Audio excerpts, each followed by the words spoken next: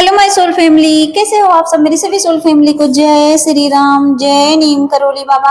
आज मैं अपनी सोल फैमिली को बताऊंगी कि करेक्टर होता क्या है। लोग इसी के पीछे पागल हैं कि कुछ सोचते हैं कि अगर कोई लड़की किसी के साथ चली गई, रिलेशनशिप बनाई, उसको करेक्टरलेस बोलते हैं। तो आज मैं बताऊंगी मेन करेक्टर होता कैसे है, करेक्टर बोलते किसे हैं, आखिर में करेक्टर है क्या। कहते हैं चरित्र, करेक्टर मतलब चरित्र ही हिंदी। तो चरित्र का असली मतलब क्या है।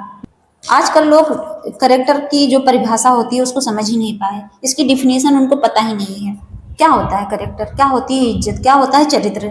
आज मैं अपनी शॉर्ट फैमिली को बताऊंगी कि सही मायने में क्या होता है। आज इसका असली मतलब समझना और फिर इसको डिकोड करना कि आपके साथ क्या हुआ क्या नहीं हुआ और उसको सुधारने की कोशिश करना। सोचिए आप, जैसे मान लीजिए कोई लड़की है, मेरी बहनें हैं, मान लीजिए इतनी मासूम है कि उनको ये नहीं समझ आ रहा है कि किसी लड़के के साथ इंटीमेट होना और इंटीमेट होके अगर उसने शादी नहीं की तो मुझे कोई पूछेगा या नहीं पूछेगा। उनके अंदर इतनी सेंस नहीं है और वो क्या होती है, लड़कों के जाल में फंस के और अपनी लाइफ बर्बाद कर लेती हैं। क्या होता है कि मान लीजिए आपको सच्चा प्यार है, मेरी बहनों को सच्चा प्यार हो या भाई को ही सच्चा प्यार हो, दोनों की बात कर रहे हो कि मान लीजिए सच्चा प्यार है और आप शादी से पहले गए, रिलेशनशिप बनाए, इंटीमेट हुए, उसके बाद क्या, अगर किसी कारणवश, सोच लीजिए किसी कारणवश आप दोनों की शादी ना हो, शादी नहीं हुई, तो कई ऐसी बहनें हैं जो डिप्रेशन में चली जाती हैं। शादी नहीं होती, उनको लगता है अब तो मैं उसके साथ रह चुकी हूँ रिलेशनशिप में और कहीं और शादी करी तो लड़के क्या सोचेंगे या मेरा पति क्या सोचेगा। अब वो हीन भावना से अपने आप को देखने लगती है, उनको लगता है कि मेरा करेक्टर गया। देखिए, सबसे पहली बात तो आप ये गलती करते हो तो इससे बचो। मैं यही रिक्वेस्ट करूंगी, ये कदम उठाने से पहले 100 बार सोचो, क्योंकि हमेशा ये सोचो, इतनी लॉयल्टी रखो कि बस जो है मेरा पति है वरना कोई नहीं है, बाकी किस्मत के ऊपर छोड़ दो, भगवान के ऊपर छोड़ दो। और दूसरे क्या होता है कि उनको लोग करेक्टरलेस कहने लगते हैं। कोई लड़की है बेचारी, है फीलिंग है आ गई, अब वो इतनी भयंकर फीलिंग आती है कि उस इच्छा को वो पूरा करने के लिए भटक जाती हैं, भटकती हैं। होता है। और लेकिन इसको कंट्रोल करने का एक ही पावर है, एक ही ऊर्जा है, हनुमान बाबा की भक्ति। जो उनको पकड़ते हैं ना, तो उनके अंदर, सच बता रहे हूँ, ये वाली फीलिंग बहुत मरती है, मर जाती है, हमेशा के लिए मर जाती है। वो अपने टाइम के लिए ही भगवान रखते हैं, बस नॉर्मल। जैसे हम पेट भरने के लिए खाना खाते हैं, बस वो नॉर्मल बन जाती है। लेकिन जो भगवान को नहीं पकड़ते हैं ना, उनके अंदर इतनी हाई इंटीमेट होने की एनर्जी आती है, इतनी हाई इंटेंसिटी होती है उनके अंदर कि वो एकदम पगलाए हुए रहते हैं। और इसी वजह से आप विश्वास नहीं मानोगे, 90% इसी वजह से मेरे बहनें, मेरे भाई लोग भटके हुए हैं। यही है भटकने का रीजन। वो इतनी हाई एनर्जी होती है ना कि उसको बर्दाश्त नहीं कर पाते, कंट्रोल ही नहीं कर पाते, और गलती करके उसके बाद पछताते हैं, बहुत पछताते हैं, हद से ज्यादा पछताते हैं, लेकिन कुछ कर नहीं पाते हैं। ज्यादातर तो लड़के नहीं पछताते, मेरी बहनें ज्यादा पछताती हैं।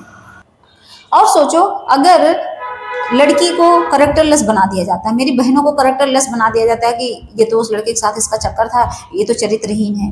अच्छा जरा सोचिए, अगर लड़की ने उसके साथ रिलेशन बनाया तो जितनी गलती उस लड़की ने की है उतना गलती तो भाई ने भी तो की है, सामने वाला भी तो किया है। दोनों की 50-50% गलती होती है। कहते ताली एक हाथ से नहीं बजती है, और यहाँ लोग एक हाथ से ताली बजाते हैं, एक को दोषी बनाएंगे, दूसरे को नहीं बनाएंगे। सोचिए कैसा समाज है हमारा। तो मेरा मानना है ना कि अगर दोषी बनाओ तो दोनों को बनाओ, अगर ना बनाओ तो दोनों को ना बनाओ। दोनों वहां गलत नहीं है, उनकी भावनाएं थी, उन्होंने गलती कर ली, लेकिन उस गलती को सुधारने का आपको चांस मिला है। तो सबसे पहले तो आप दोबारा वो गलती मत दोहराओ। अगर एक बार आपके साथ ये गलती हुई तो मेरी बहनों से रिक्वेस्ट है, दोबारा मत फंसना बहन, क्योंकि यहाँ समाज जो है हमें सिर्फ नीचा दिखाने के लिए ही जन्मा है। समाज इसीलिए बना है कि लड़कियों को नीचा दिखाएं, लड़कियों को दबाएं, उनको अगला बनाएं। तो ये बात हमेशा याद रखना, इसीलिए इस गलती में दोबारा मत फंसना। और दूसरी बात, सोचिए वो समाज, मान लीजिए कभी कोई लड़की है, मान लीजिए कहीं कोई लड़की है, कोई मेरी बहन है, वो किसी लड़के से प्यार करती है और लड़का जाके अपने घर वालों से बताएगा कि मम्मी मुझे उस लड़की से प्यार है, मेरी शादी करवा दो। तो सोचो माँ बाप की सोच क्या होगी। कितने माँ बाप ऐसे हैं, कहते हैं पता है क्या, एक शब्द निकाले हैं, कहेंगे मांस खा लो, हड्डी गले मत लगाओ। उनका मतलब है कि तुम उसके साथ रिलेशनशिप में रहो, मस्ती करो, मौज करो, टाइम पास करो, लेकिन कभी उसको अपने गले में बांध कर अपने घर मत ले आना। सोचिए ऐसा शब्द बोला जाता है। तो ये कौन बनाया है? हमारे समाज के ही लोग। कहते हैं समाज समाज समाज, और समाज इतना गंदा बन गया है ना, उनकी सोच इतनी गंदी बन गई है कि जिन्हें लड़कियों को जीने का हक ही खत्म कर दिए। कहते लड़की लड़की नहीं जी सकती, लड़की नहीं पढ़ सकती, लड़की नहीं आगे बढ़ सकती, ये कैसे नौकरी कर सकती हैं, ये कैसे बिना घूंघट के रह सकती हैं। घूंघट घूंघट डालो, वो तो बड़े बड़े शहरों में नहीं होता होगा, मैं तो ऐसी जगह से बिलोंग करती हूँ, यूपी अपने, यहाँ तो बहुत ज्यादा होता है। यहाँ तो गांव में चले जाइए बहुत ज्यादा होता है, बहुत ज्यादा टॉर्चर किया जाता है बहुओं को, घूंघट में ही रखा जाता है। अभी भी परंपराएं हैं, मुझे पता है ये मर्यादा होती है घूंघट में रखना और सर पे पल्लू लेना, ये सब हमारे यूपी की परंपराएं हैं। ये चलो ये निभाओ आप, मैं नहीं मना करती, सब निभाते हैं, निभाओ। मेरे घर में भी मेरी नानी दादी मम्मी सब निभाई हैं, ऐसा नहीं है। मैं भी ऐसे ही फैमिली से हूँ कि जहाँ सर पे पल्लू रखा जाता है, अभी भी मेरी भाभियाँ लोग रखती हैं।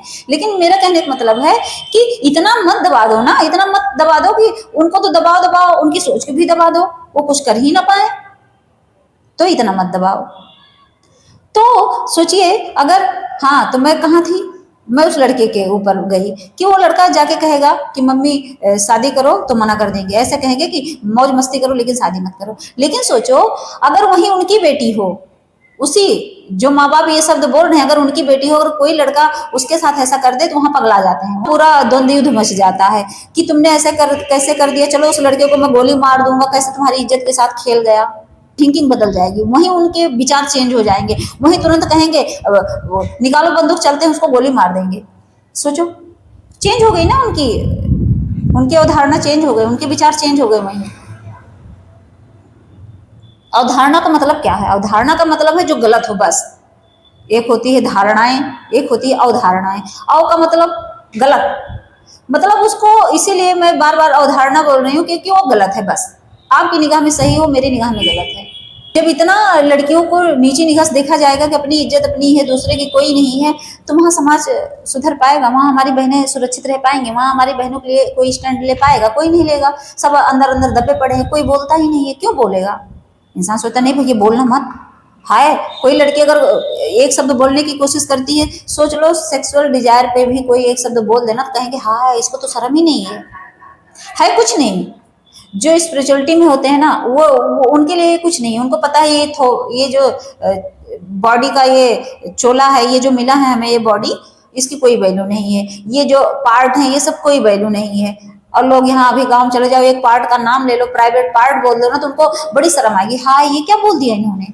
उनको ये नहीं समझ है ना कि ये जो हमारा ये जो चोला है, ये मनुष्य जन्म, ये बॉडी है, इसका कोई वैल्यू नहीं है। जब आत्मा निकल जाएगी शरीर से, जिस दिन भगवान आएंगे और हमें लेके चले जाएंगे ना, तो यही ये सब रखा रह जाएगा।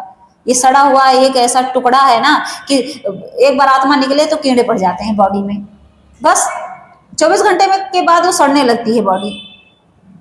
जैसे तैसे उसको रखते हैं बर्फ वगैरह में बचा के, अगर 2-3 दिन रखना है तो। मतलब कुल मिला के कहने का मतलब है जब आत्मा शरीर से निकल जाती है तो शरीर की कोई कीमत नहीं रहती है। और उस चीज के लिए इतनी हाय, इतनी शर्म, ये सब कहने से कोई फायदा नहीं है। खुल के बोलो, खुल के जियो, बस। तो मेरी बहनों से रिक्वेस्ट है कि कभी करेक्टर को लेके अपने अंदर कंफ्यूजन मत पालना कि मैं करेक्टरलेस बनी गई हूँ। कहते हैं जब जागो तब सवेरा। अगर आप ये वीडियो देख रहे हो, सुन रहे हो, समझ रहे हो, तो मेरी रिक्वेस्ट है अपने बहनों से भी, भाइयों से भी। भाइयों से ये रिक्वेस्ट है कि कभी किसी बहन की जिंदगी बर्बाद मत करना।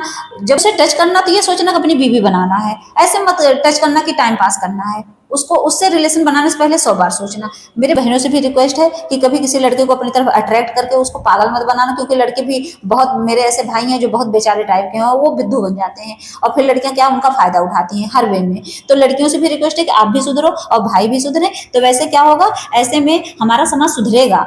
आप सोचो एक लोग सुधरोगे तो कितना, कहते हैं ना बूंद बूंद से घड़ा भरता है। लेकिन ये चीजें नहीं समझते हैं। इंसान सोचता है कि जब नहीं, कि जब वो खुलेआम घूम रहे हैं तो मैं भी घूमूंगा। क्यों घूमोगे? आप तो सुधरो, उसको घूमने दो। हो सकता है आप घूमना बंद करो तो आपको देख के वो भी सामने वाला घूमना बंद कर दे, ये भी तो होता है। आप सुधरोगे तो हो सकता है सामने वाला भी सुधरे। अब आप उसको गलत देख के तो आप भी सोच रहे हो मैं भी उसकी तरह गलत करूं, तो ये तो आपकी गंदी सोच है ना।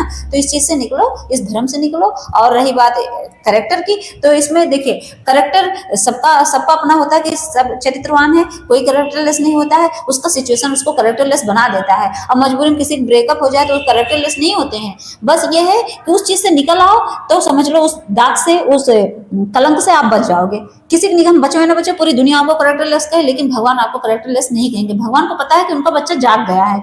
तो जब जागो तब सवेरा, तो सवेरा हो गया है, आप जाग गए हो तो अपने डेली रूटीन पे लगो, नाम जाप पूजा पाठ भक्ति में लगो। क्योंकि देखिए अगर भटकना आपका कर्मा था तो उस भटकने से बचाना ईश्वर का कर्मा है, उनका काम है, तो भगवान आपको बचाएंगे। आगे का जिम्मेदारी भगवान को सौंप दो और ये कहो कि बाबा ये मैंने अनजाने में गलती करी थी, अगर मान लो ये गलती मुझसे हो गई है तो मुझे माफ करो, और उनकी शरण में चले जाओ, उनको सरेंडर कर दो, उनको पूरी तरह से आप समर्पित कर दो कि प्रभु आज बाद ये गलती मैं दोबारा नहीं दोहराऊंगा। तो देख लो आपको भगवान माफ कर देंगे, आपको भगवान माफ कर देंगे, क्योंकि भगवान के अंदर बहुत दया है। लेकिन उस भटकने से तो बच जाओगे, इधर उधर जाने से तो बच जाओगे, क्योंकि कई लोगों से रिलेशनशिप बनाना पता है क्या होता है, एनर्जी ड्रेन करना होता है। आप समझ लो पता नहीं कितने लोगों का ट्रॉमा अपने अंदर लेके आते हो, इस एनर्जी को आप लोग समझते नहीं हो, इसी से आप भटक जाते हो। एनर्जी का गेम जब आपको समझ आएगा तो आप समझ जाओगे कि एनर्जी किसी के पास ऐसे बैठ के ऐसे टच करने में भी एनर्जी ड्रेन हो जाती है। इसलिए किसी के मतलब इर्द गिर्द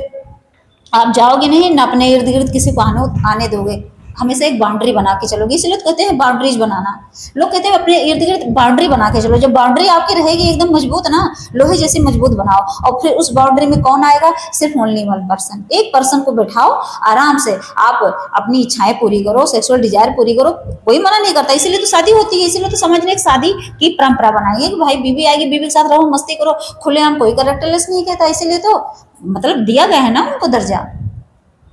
और ऐसे मांस के लिए, जब हमें शाकाहारी खाने के लिए दिया गया तो मांस के पीछे क्यों भागते हैं, तो वो समझ लो कैरेक्टरलेस में आता है। जब हमें शाकाहारी खाना मिला है तो मांस के पीछे क्यों भागते हैं, क्यों जीव हत्या करते हैं। तो इससे बचो, शराब से बचो, ये हमारी बुद्धि को भ्रष्ट करता है, हमारी बुद्धि का नाश करता है, इससे बचो। ये सब चीजें सुधार लो तो समझ लो हम धीरे धीरे सुधर जाएंगे, और हम सुधरेंगे तो हमें देख सकता है समाज सुधरे, समाज ना सुधरे तो एक तो सुधरेगा। ऐसे ही हमारी लाइफ चलती है, ऐसे ही हम अच्छे से जी सकते हैं, सुकून से जी सकते हैं। अगर सुकून चाहते हो तो आप ऐसे ही करो, वरना आप भटक जाओगे। तो प्यार से बोलिए जय श्री राम, जय नीम करोली बाबा।